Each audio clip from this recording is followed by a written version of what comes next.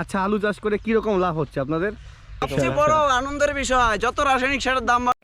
Hello বন্ধুরা, আশা করি তোমরা ভালো আছো। আবারও চলে আসলাম নতুন একটা ব্লগ নিয়ে তোমাদের সঙ্গে। আজকে কোনো ঘোরাঘুরির ব্লগ নিয়ে, আজকে একটা ধামাকাদার সেই রকম ব্লগ হবে, সেটা কৃষিকাজ নিয়ে ব্লগটা হবে। ভারতবর্ষে আলু উৎপাদনে পশ্চিমবঙ্গ দ্বিতীয় স্থান অধিকারে রয়েছে। 2014 সালে 8.9 মিলিয়ন টন আলু উৎপাদন করেছে এই রাজ্যটি। এছাড়াও এই রাজ্যে পাট উৎপাদনে প্রথম স্থান এবং চা উৎপাদনে দ্বিতীয় স্থানে রয়েছে রাজ্যটি। এই রাজ্যে বহুত ফসল হয়, তার মধ্যে অন্যতম ফসল হলো আলু। এই আলু করে অনেক লোক জীবিকা নির্বাহ করে। সেই চাষি আজকে তোমাদের দেখাবো কীরকম লাভ লস ক্ষতি হয়, সেগুলোই তুলে ধরবো, কৃষকদের কাছে জিজ্ঞাসা করব, সেই দৃশ্যই তোমাদের দেখাবো। সঙ্গে থাকো, কন্টিনিউ করো ভিডিওটা আর দেখতে থাকো। আমার চ্যানেল নতুন হয়ে থাকলে একটা সাবস্ক্রাইব করে দিও। চলো দেখা যাক। এদিকে পুরো চাষ দেওয়া আছে জমিন আর কি। এই যে আলু চাষ হবে আর কি। আলু চাষের জন্য, আলু চাষের দিকেই তো সব কিছু হইতেছে গো। তোমরা দেখতে পাচ্ছ আলু চাষ করতেছে সবাই। এই যে বিশ্বজিৎ আমাকে সার ছিটেছে, দেখতে পারতেছ না হয়তো, সামনে গেলে দেখা পারবা। সামনে যা দেখাইতেছি। হাউলি সাহস পায় না কই রে বিশ্বজিৎ? ভালো করে ছিটা, ভালো করে। কি কি কি বোনা হবে এই জায়গায়? আলু আলু পটেটো।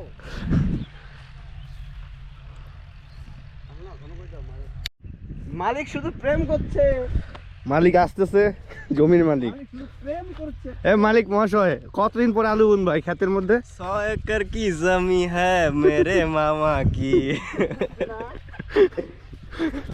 সবচেয়ে বড় আনন্দের বিষয়, যত রাসায়নিক সারের দাম বাড়বে, আলুর বীজের দাম বাড়বে, দক্ষিণবঙ্গের লোক কম দামে আলু খেতে পারবে।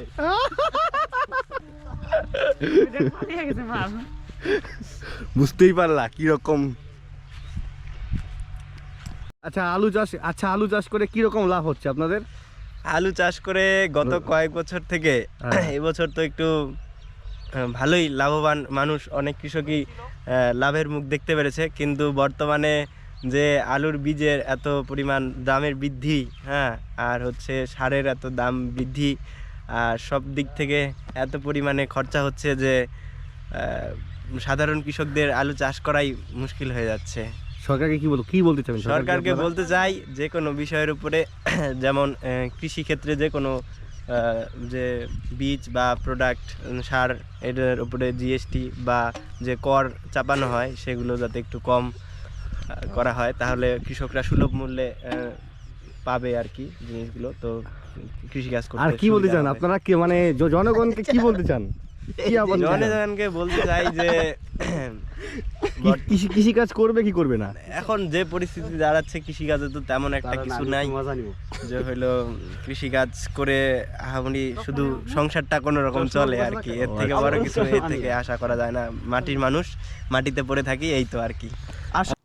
আর হ্যাঁ, তোমরা শুনতেই পারলা, চাষবাস করে তেমন একটা লাভ হয় না। অতএব সরকারের একটু নজর দেওয়া উচিত কৃষিকাজের ওপর, যাতে সার কালোবাজারি না হয় এবং সারের দামটা একটু যেন কমায় সরকার। তাতে কৃষকদের চাষবাস করতে সুবিধা হবে। আর যে পরিমাণে খরচ বর্তমানে হচ্ছে, সে পরিমাণে লাভের মুখ দেখতে পাচ্ছে না কৃষক, তাতে অনেক ক্ষতি হচ্ছে। এইটুকুই বলবো। কি মিশাইতেছিস? ফসফেট আর জৈব একসাথে দিচ্ছি যেন ফসফেটটা উড়ে না যায়। বুঝতে পারলেন বন্ধুরা?